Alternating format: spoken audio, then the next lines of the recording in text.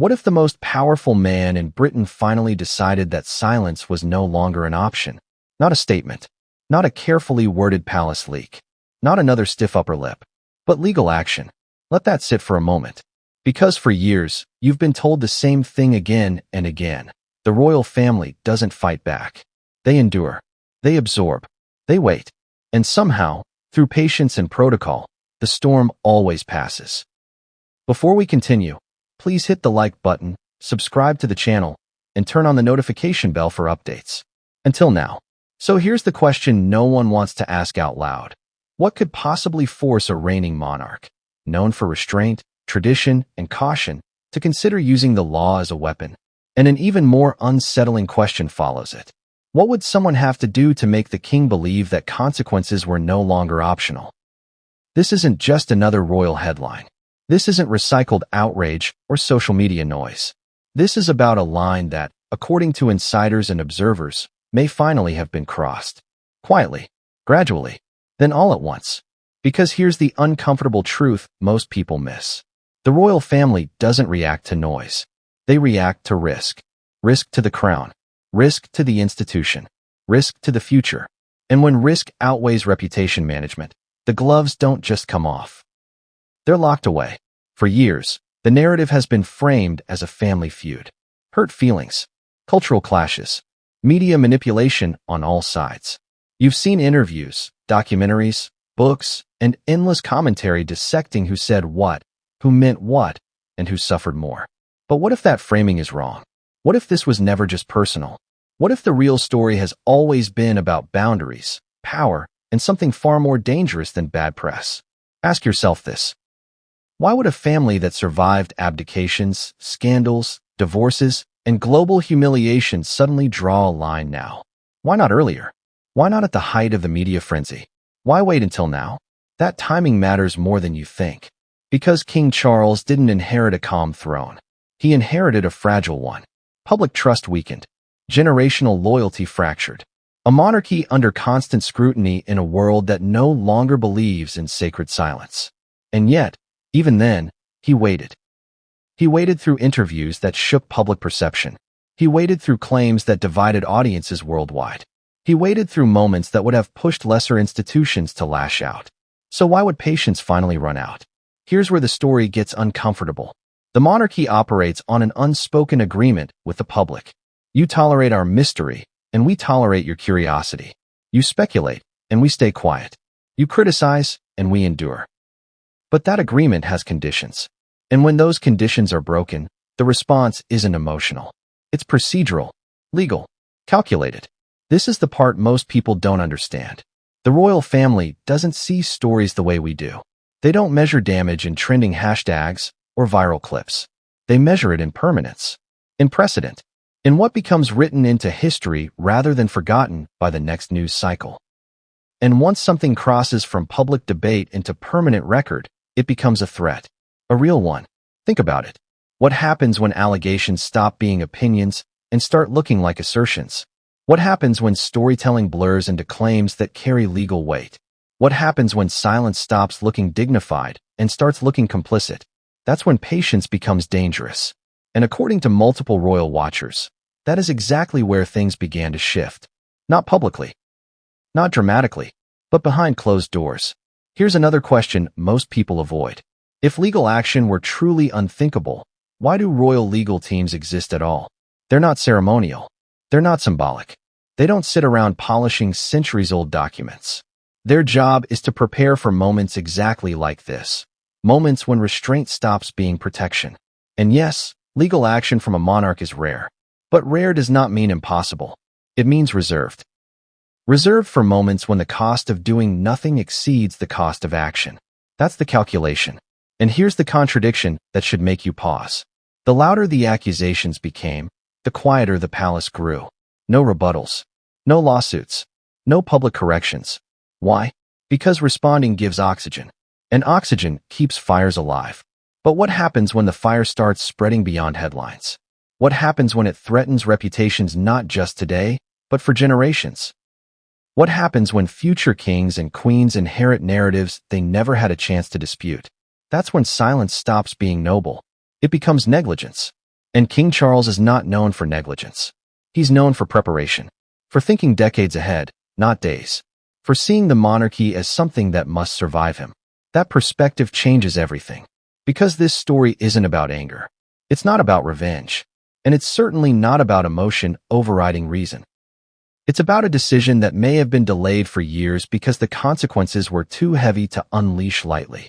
Legal action isn't a clapback. It's a declaration. A declaration that something has moved beyond family conflict and into institutional danger. And that's why the phrase, "you're going to jail," whether literal, exaggerated, or symbolic, even entered public conversation at all. Not because anyone wants prison headlines, but because the stakes escalated. Because once lawyers start talking, words matter, definitions matter, jurisdictions matter, evidence matters. This is where the fairy tale ends and the legal reality begins. And here's the part that should make you uneasy. If this were truly harmless, it would have been dismissed long ago, ignored, starved of attention. Instead, silence was maintained until it couldn't be anymore. Which tells us something critical. Whatever allegedly triggered this moment wasn't loud. It wasn't viral. It wasn't even immediate. It was cumulative, layer upon layer of pressure, risk, and unresolved consequence. Ask yourself this. How many warnings does it take before patience becomes permission? How many lines can be blurred before someone decides they need to be redrawn in ink instead of whispers? And how long can a king afford to wait when the future of the crown is the collateral damage? This is why the timing matters. This is why the tone has shifted. And this is why people close to royal legal circles are suddenly speaking in hypotheticals that would have been unthinkable just a few years ago. Because once a monarch considers the law, it's not about winning. It's about stopping something from getting worse. And that's the part most headlines won't tell you. But we will. Because before any legal step is taken, something always happens first. A moment. A trigger. A realization that whatever restraint once protected you no longer does. And according to those watching closely, that moment has already passed. But what actually pushed things over the edge? What warning, allegedly given quietly, changed the tone completely? And why do some insiders say the real issue wasn't public at all? And that's where this story truly begins. What if I told you that for decades, the royal family survived storms that would have toppled almost any other institution, simply by saying nothing? Not one word. Not a public statement. Not even a hint of emotion. Silence. That was their armor. That was their strategy. That was their unspoken power. You might think silence is passive. You might assume it means weakness. You would be wrong. In the corridors of palaces, silence is a weapon. It's a calculated choice. Every withheld word, every carefully timed pause, every glance instead of comment, it all adds up. It communicates control. It communicates restraint. And, most importantly, it communicates that no matter what the world throws at you, you are untouchable. Let's rewind for a moment. Think back to the 1990s. The world was captivated by Princess Diana. The press was relentless, and public opinion was volcanic. Yet the royal family rarely reacted publicly. No fiery statements, no viral rebuttals. Instead, the institution endured. They waited. They allowed narratives to pass, knowing that storms, however loud, eventually fade. And that's the brilliance of silence. It absorbs energy, it dissipates conflict, and it preserves authority. But here's the paradox. Silence only works when boundaries are respected. When the underlying assumptions of trust and mutual restraint are maintained, it's nearly invincible. Break that trust, and silence can become your most dangerous liability. Fast forward to the present. Imagine the weight on King Charles's shoulders. He didn't inherit a calm throne. He inherited a kingdom under scrutiny, a family under relentless observation, and a public that expects transparency in a way previous generations never did. Every interview, every media report, every social media post now has the potential to be amplified, dissected, and weaponized. And yet, he still chose silence for years. Why? Because silence isn't merely avoidance. It's strategy. It's about choosing the battle you can win. It's about endurance and timing. React too early, and you fuel the fire. React too late, and the damage becomes irreversible. The royal family knows this instinctively. They've survived abdications, scandals, divorces, and even threats to the line of succession precisely because they understand the power of restraint. But restraint has its limits. Even the strongest armor wears thin under repeated assault. Every breach, every insult, every perceived betrayal chips away at patience. And according to insiders, that threshold, Charles's threshold, has been reached. Here's the crucial insight. The royal family's silence isn't passive acceptance. It's a signal. To those in the inner circle, silence communicates control. To the public, it projects dignity. But when the unspoken rules are broken, that silence becomes dangerous. It no longer protects, it exposes. Think about it this way. If a river is calm, it can be admired, even crossed with ease. But if it begins to flood, the same calm water becomes treacherous. Silence is the calm river. Cross the unspoken boundaries, and the flood comes. Over the years, various incidents would have tested this calm. Interviews, books, statements, and public appearances, each one a pebble dropped into a still pond. Some ripples fade, others grow. But cumulative pressure? That's when patience cracks. And when patience cracks, a decision must be made. This is where the emotional dimension comes in. Silence isn't easy. It requires self-discipline, focus, and the suppression of immediate emotional responses. It demands that personal grievances, frustrations, and even anger be subordinated to institutional priorities. Imagine living under that level of constraint for decades.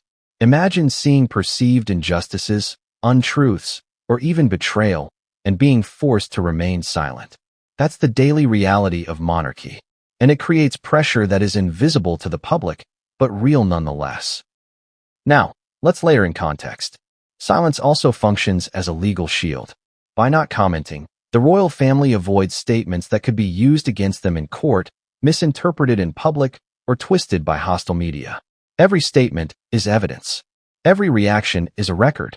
In this environment, saying nothing isn't weakness, it's protection. But here's the twist. The same silence that protected the monarchy for decades has its own fragility. Silence can be mistaken for approval, passivity, or even vulnerability. If someone repeatedly ignores warnings, manipulates narratives, or crosses boundaries, silence stops signaling strength and starts signaling tolerance. That's a dangerous miscalculation. And that brings us to the critical pivot point. According to insiders, King Charles reached a moment where silence no longer safeguarded the crown. In fact, it became a liability. And that's why legal action, something almost unheard of in royal protocol, became a tool of necessity rather than choice. Ask yourself this. How many times can restraint succeed before it becomes a risk? How long can the monarchy endure provocation without losing credibility, authority, or control over the narrative? And what happens when silence stops being protection and starts being permission? The answer, apparently, is now. Because the cumulative effect of public scrutiny, media exploitation, and alleged private provocations has finally reached a tipping point. And when a monarch acts, the action is rarely emotional. It is strategic, deliberate, and aimed at restoring balance. This is why the royal family has historically avoided lawsuits, public confrontations, or direct responses. Doing so creates visibility, generates more attention, and risks permanent documentation of conflicts. But when the threshold is crossed, restraint becomes untenable. It becomes a liability that must be corrected decisively. So what does all this mean for the current situation? It means that King Charles's patience, built over decades, is not only remarkable, it is almost mythical. But it also means that even the most patient and disciplined monarch has limits. And according to those observing closely, those limits have now been tested beyond endurance. Think of it like this. Silence is a shield, but every shield has a breaking point.